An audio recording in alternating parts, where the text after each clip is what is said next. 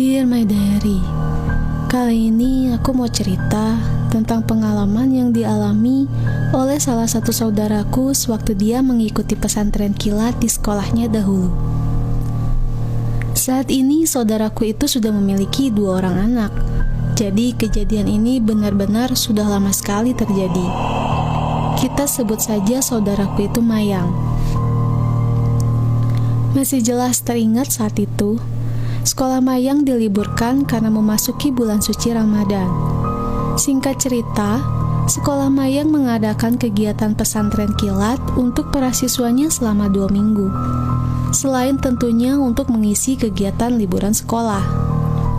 Para siswa diberikan semacam buku saku Ramadan yang wajib diisi selama sebulan penuh, perihal kegiatannya selama bulan Ramadan, seperti mengikuti tarawih, ceramah subuh, dan lain-lain. Tiap lembarnya wajib ditandatangani oleh orang tua atau wali, serta para penceramah yang diikuti. Jadi ya mau gak mau, Mayang harus ikut kegiatan pesantren kilat, kalau gak mau nilai agama dan PMP-nya jeblok. Tapi orang tua Mayang punya pikiran lain, yang memang diikutkan pesantren kilat hanya saja tidak di sekolahnya. Tapi orang tua Mayang justru mencarikan pesantren kilat yang benar-benar full mondok di tempat pesantrennya. Sewaktu sampai di pondok yang masih asri dekat kaki gunung di sebuah desa di Jawa Barat, ternyata Mayang tidak seorang diri. Ada 3 orang teman satu sekolahnya yang dipondokkan di pesantren yang sama. Dan mereka ditempatkan di sebuah ruangan atau biasa disebut kobong untuk menginap. Satu kobong diisi kurang lebih 20 orang anak. Kasur mereka berjejer rapi dan tiap tempat tidur hanya dipisahkan oleh lemari kayu saja. Mereka diajarkan hidup sederhana, jauh dari televisi atau bahkan radio. Oh iya, saat itu tidak ada anak-anak yang memiliki HP seperti sekarang ini ya. Malam pertama sampai malam ketiga dilalui tanpa ada kejadian yang berarti.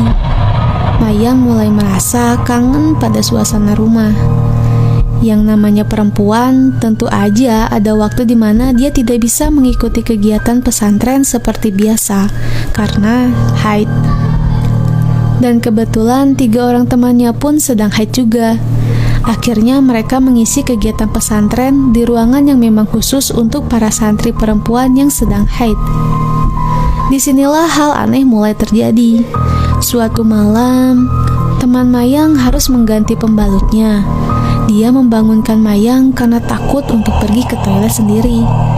Selain karena letaknya yang lumayan jauh, juga sudah beredar cerita di kalangan para santri kalau toilet itu lumayan angker dan banyak kejadian janggal di sekitarnya.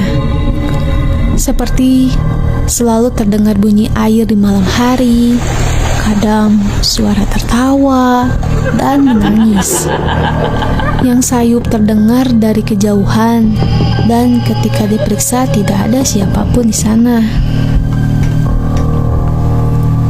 Mayang kemudian mengantarkan temannya itu untuk mengganti pembalut ke toilet.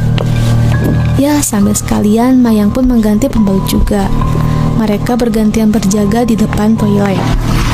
Tidak berapa lama, kemudian mereka selalu mengganti pembalutnya dan kembali ke kobong. Mayang bertanya, pembalut temannya dibuang kemana? Karena dia tidak melihat temannya membawa kantong plastik untuk membuang pembalutnya. Sudah menjadi kebiasaan Mayang bahwa pembalut bekas haruslah dibungkus oleh kantong plastik untuk kemudian dibuang ke tempat yang aman. Tapi temannya itu dengan santainya bilang, "Tenang, udah kubuang di dalam toilet." Mayang kemudian bilang ke temannya, "Hati-hati loh, ada yang mungut." Temannya cuek dan berkata, "Biar aja, mana ada yang mau sama darah kotor. Emang mau apa dijelatin?" Mayang kemudian menghela nafas panjang. Dan ya sudahlah, itu kan darah kamu, bukan punya saya. Keesokan harinya, Mayang bangun di pagi hari. Tapi dia melihat temannya itu belum bangun dari tidurnya. Bahkan sampai siang hari, Dia tidak kunjung melihat temannya. Dia mulai cemas dan memeriksa ke Kobong. Ya, benar saja. Temannya ternyata sedang demam tinggi. Tubuhnya menggigil dan sekali-sekali meracau. Mayang kemudian memberitahukan keadaan temannya kepada pengurus pondok. Temannya pun kemudian dibawa ke pondok perawatan, semacam UKS kalau di sekolah. Setelah diberi obat, temannya diharuskan menginap di pondok perawatan dan tidak kembali ke Kobong sampai keadaannya pulih. Mayang dan 2 orang temannya pun memutuskan untuk menjaga temannya di pondok perawatan itu. Malam hari pun tiba, temannya yang sakit tiba-tiba terbangun dan duduk di tempat tidurnya.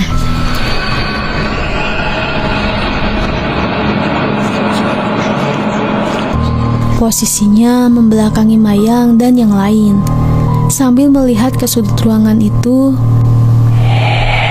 tangannya kemudian menunjuk dan melambai ke arah sudut kosong di ruangan itu. Tidak berapa lama, dia menoleh ke arah Mayang dengan wajah sangat pucat. Dan matanya, Mayang tidak melihat ada bola mata hitam. Semuanya putih. Bola matanya seperti terbalik ke atas. Tertawa pelan. Lalu, tiba-tiba dia menjerit-jerit dan menangis dengan kencang. Terus tertawa lagi. Mayang sudah sangat ketakutan. Dia memutuskan untuk pergi dan memberitahu pengurus pondok. Tapi sialnya, pintunya susah sekali dibuka. Mungkin karena panik, mereka lupa bahwa pintunya dibuka ke arah luar. Tapi Mayang dan yang lain justru berusaha membuka ke arah dalam. Mayang melihat ke arah temannya yang kini seperti diajak mengobrol oleh seseorang di pojokan di sudut ruangan kosong di pondok perawatan. Temannya yang sakit itu mengangguk-angguk, lalu sesekali menoleh ke arah Mayang dengan senyuman yang mengerikan. Kini hidung temannya mulai mengeluarkan darah seperti mimisan. Tidak berapa lama, kemudian pengurus pondok datang karena suara gaduh di tempat Mayang.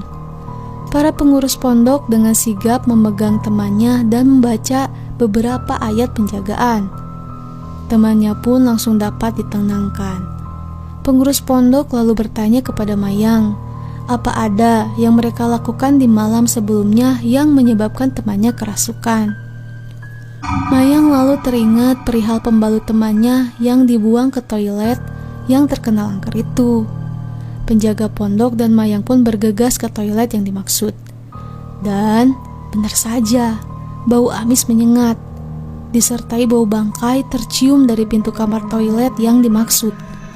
Ketika pintu toilet dibuka, betapa kagetnya Mayang, karena di depan matanya dia melihat sesosok makhluk dengan bulu hitam tebal memenuhi badannya sedang memegangi pembalut temannya dengan lidah terjulur panjang sambil menjelati darah dari pembalut itu.